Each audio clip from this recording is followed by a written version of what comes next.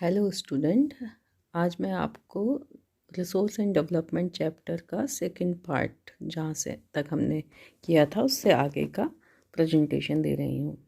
Next, classification of resources on the basis of status of development. There are 4 types on this basis. One is potential resource. Potential resources are those which are found in a region but have not been utilized. उस area में वो मिलते तो हैं लेकिन अभी उनका उपयोग नहीं हो रहा है। जैसे उनका उतना उपयोग नहीं हो रहा है जितना कि हो सकता है। जैसे कि राजस्थान और गुजरात में विंड एंड सोलर एनर्जी, या जैसे अरुणाचल प्रदेश में हम कह सकते हैं कि वाटर एनर्जी, वाटर को हम उतना यूज़ अभी नहीं कर पा रहे हैं। डेवलप्ड रिसोर्स वो होते हैं विच आर सर्वेड, जिनका we have no about the quality and quantity of that particular resource. उनका कितना यूज़ होगा it will depend upon technology. Now stock is that natural thing, that material in the environment which have been potential to satisfy human needs, but human beings do not have the appropriate technology to assess it. इसका मतलब हमें ये तो पता है कि इस natural चीज़ में रिसोर्सफुलनेस है, वो हमारी ज़रूरतों को पूरा कर सकता है, हमारे वेलफेयर के काम आ सकता है, लेकिन अभी हमारे पास ऐसी टेक्नोलॉजी नहीं है, ऐसी तकनीकी नहीं है कि हम उस चीज़ को, उस प्राकृतिक चीज़ को, उस नेचुरल थिंग को रिसोर्स में कन्वर्ट कर सकें। फॉर एग्जांपल, हम सब जानते हैं कि water it is a compound of hydrogen and oxygen, but we don't have technology to convert hydrogen और oxygen into water.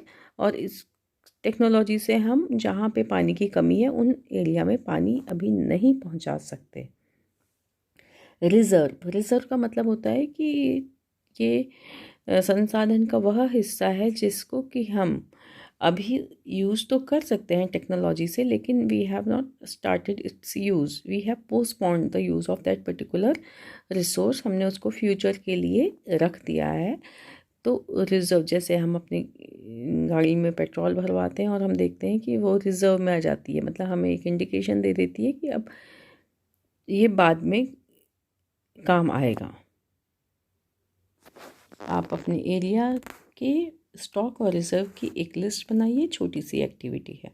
Now the development of resource, संसाधन का विकास। संसाधन का विकास की क्या ज़रूरत है, क्या इसका मतलब है, ये हम इस टॉपिक में समझेंगे।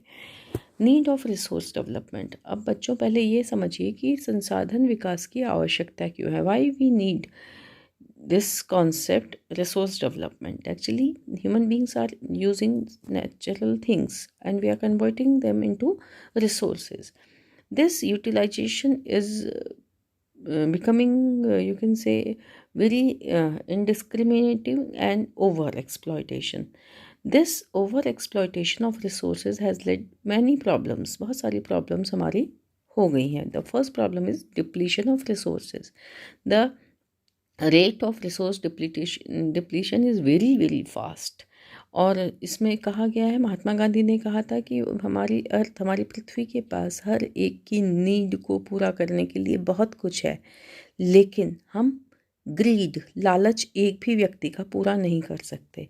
तो इस तरह से आपको पता है ये बात कि रिसोर्स के यूज़ में एक ब्लाइंड रेस जो चल रही है। तो most of the resources are non-renewable, so it is very difficult to fulfill the greed of human beings. Second thing, uneven distribution of resources. Resources जो होते हैं वो कुछ ही लोगों के हाथ में हो गए हैं, सोसाइटी में उनका इक्वल यूज़ नहीं हो पा रहा है। रिच और पुअर के बीच में बहुत बड़ा गैप हो गया है। Same way developed and developing countries, under developed countries का जो रिसोर्स यूटिलाइजेशन का रेशियो है उसमें बहुत वाइड एक गैप है।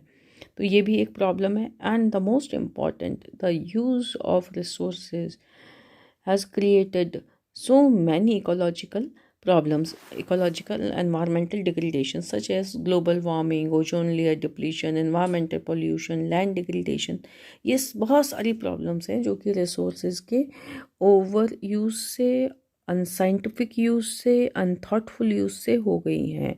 तो इसलिए हमको एक ऐसी चीज़ की ज़रूरत है, एक ऐसी प्लानिंग की ज़रूरत है जिससे कि रिसोर्स का डेवलपमेंटल स्टेज बनी रहे, संसाधन विकसित रहें, डिप्लीट ना होते रहें।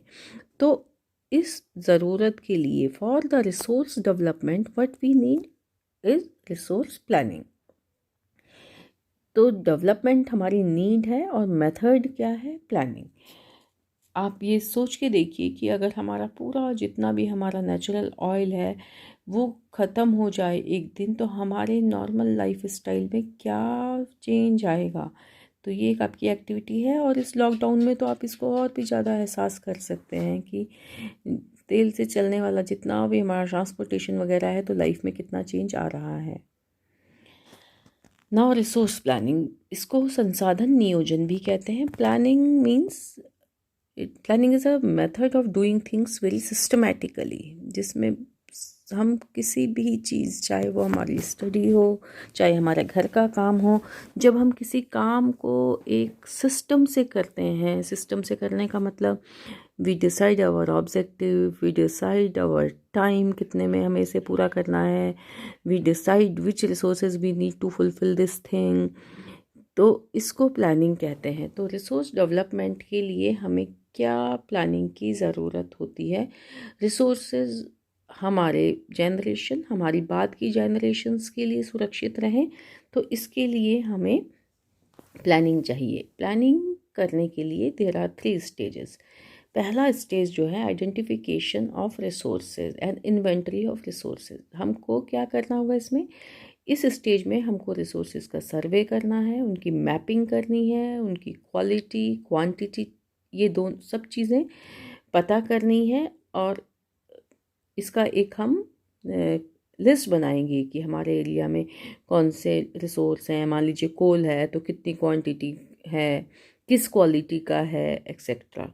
सेकंड जो होता है, हमने जब उसका आइडेंटिफिकेशन कर लिया, सर्वेइंग, मैपिंग कर ली, तो हम देखेंगे कि हमारे पास जो एप्रोप्रिएट टेक्नोलॉजी है, जो स्किल्स हैं, जो हमारे इंस्टीट्यूशंस हैं, उनके हिसाब से हम रिसोर्सेज को कैसे यूज़ करें, क्या हमारा इम्प्लीमेंटेशन होगा, क्या हमारी प्लानिंग होगी, उसको कैसे लागू किया जाए। और सबसे थर्ड जो हमारा स्टेज होता है रिसोर्स प्लानिंग का, वो ये है कि रिसोर्स का डेवलपमेंट और नेशन का ओवरऑल डेवलपमेंट के बीच में कैसे कोऑर्डिनेट किया जाए। हम केवल एक ही रिसोर्स को डेवलप कर रहे हैं, यूज़ कर रहे हैं, नेशनल हमारे क्या गोल्स हैं, इसके बीच का कोऑर्डिनेशन भी हमारा होना चाहिए, तभी ओवरऑल डेवलपमेंट होता है। So there are 3 stages of resource planning. Now इसी में हमको एक और एंगल लेके चलना है, दैट इज़ रिसोर्स कंजर्वेशन। हमको रिसोर्सेज को कंजर्व भी करना है। कंजर्व का मतलब जो इसका मीनिंग है, इसका नैरो सेंस में कंजर्व मीनिंग होता है केवल रिसोर्स को बचाना, उसको बचा के रखना। लेकिन असलियत में रिसोर्स का मतलब होता है, रिसोर्स कंजर्वेशन का मतलब ऑप्टिमम यूटिलाइजेशन ऑफ रिसोर्सेज से होता है। हमको रिसोर्स का नेचर देखना है, उसकी ड्यूरेबिलिटी देखनी है और फिर हमको निश्चित करना है, हमको ये डिसाइड करना है कि उसका ऑप्टिमम यूटिलाइजेशन क्या होगा। ठीक है, इसके लिए हमें देखना होगा कि कुछ रिसोर्सेज नॉन रिन्यूएबल हैं, उनको हमको ज़्यादा कंजर्व करके रखना पड़ेगा, जैसे फॉसिल फ्यूल्स बचा के रखना होगा, कम यूज़ करना होगा। ऐसे ही हमको देखना होगा कि हमको वेस्टेज को बचाना होगा। ये कंजर्वेशन का सबसे अच्छा तरीका होता है कि we should stop wastage. Then उसके बाद हम कहें, जो रिसोर्स कंजर्वेशन का थर्ड पार्ट होता है कि हमको we have to use resources in such way that we protect environment. क्योंकि रिसोर्स को जितना भी हम यूज़ करेंगे वो एनवायरनमेंट को हार्म करेगा, उसको डिग्रेड करेगा। तो we have to minimise environmental degradation. So conservation doesn't mean only to save resource, it include protection of environment too. इसी बात को लेके एक कॉन्सेप्ट नया डेवलप हुआ है लास्ट 50-60 ईयर्स में, that is called sustainable development. इसको धारणीय विकास भी कहा जाता है। What is it? इसके 2 एस्पेक्ट हैं students. Development should take place without damaging the environment and development in the present should not compromise with the needs of future generation. जो भी हमारा हम डेवलपमेंट की कोई भी स्कीम ला रहे हैं उसमें दो चीज़ों को हम अगर ध्यान में रखें कि वो एनवायरनमेंट के डैमेज को मिनिमम करें और हम उस डेवलपमेंट स्कीम में रिसोर्सेज के यूज़ को ऐसा करें कि हम ये सोच के करें कि रिसोर्स हमें केवल अपनी इसी प्लानिंग में ख़त्म नहीं कर देना है, फ्यूचर जनरेशन्स के लिए भी बचा के रखना है। इसी रेफरेंस में ऑल ओवर द वर्ल्ड अब बहुत कंसर्न हो गया है सभी कंट्रीज़ का और ड्यूरेशन बार बार कुछ शॉर्ट ड्यूरेशंस में अर्थ समिट होते रहते हैं। अर्थ समिट का मतलब how to save our earth, इसके लिए पूरे विश्व के जो देश हैं, पूरी कंट्रीज़ आपस में मिलते हैं और डिस्कस करते हैं क्लाइमेटिक चेंज पे और बाकी सब चीज़ों पे। और इसमें जो पहला अर्थ समिट हुआ उसमें एक एजेंडा 21 पॉइंट्स का एक एजेंडा बनाया गया कि क्या क्या चीज़ें की जाए जिससे कि हम अर्थ को बचा के रख सकें। पहला जो अर्थ समिट हुआ था वो रियो डी जेनेरो ब्राज़ील में हुआ था, साउथ अमेरिका में ब्राज़ील है और ये आपको दिखाया है। ये उसी समय का एक पिक्चर भी है। इसमें रियो अर्थ समिट 1992 में पहली बार हुआ था। इसमें ये एजेंडा 21 और एजेंडा 21 में कई सारी चीज़ें बताई गई थी। इसमें एक एक्शन प्लान यूनाइटेड नेशन ने प्रपोज़ किया था सस्टेनेबल डेवलपमेंट के लिए। ये भी इसमें बताया गया था कि आगे भी अर्थ समिट होते रहेंगे और इसमें बताया गया कि जो एजेंडा 21 है वो अंतर्राष्ट्रीय एक होना चाहिए, अंतर्राष्ट्रीय नीड्स के हिसाब से, national integration, national, regional and local. तो हम अपने शहर के लिए भी अपना एजेंडा 21 बना सकते हैं। और आपको एक मैं काम दे रही हूँ कि अपने विद्यालय के लिए एक एजेंडा 21 बनाइए कि हम अपने विद्यालय के एनवायरनमेंट को कैसे हेल्दी रखें, कैसे प्रोटेक्ट रखें। नाउ स्टूडेंट, यहाँ तक हमारा जो चैप्टर था ये रिसोर्स का एक जनरलाइज इंट्रोडक्शन आपको दिया गया, कैसे रिसोर्स का मीनिंग क्या है, उसका क्लासिफिकेशन क्या है, उसके अलग अलग बेसिस क्या हैं, ये हमने देखा। फिर हमने ये देखा कि रिसोर्स डेवलपमेंट की ज़रूरत क्या है, क्यों हमको ऐसी नीड हुई, इसका मतलब रिसोर्सेज के यूटिलाइजेशन में कुछ प्रॉब्लम्स आ रही थी, वो भी हमने देखा। फिर उस प्रॉब्लम को दूर करने के लिए रिसोर्स प्लानिंग कैसे करेंगे, उसकी डिफरेंट स्टेजेस। और फिर रिसोर्स कंजर्वेशन में यूएन का क्या रोल है, कैसे अर्थ समिट हुआ पहला और उसके बाद लगातार होते चले गए। यहाँ तक हमने चैप्टर अभी देखा। इससे आगे का जो टॉपिक है, अब हम इंडिविजुअल रिसोर्सेज को इंडिया के रेफरेंस में इसके आगे डिस्कस करेंगे।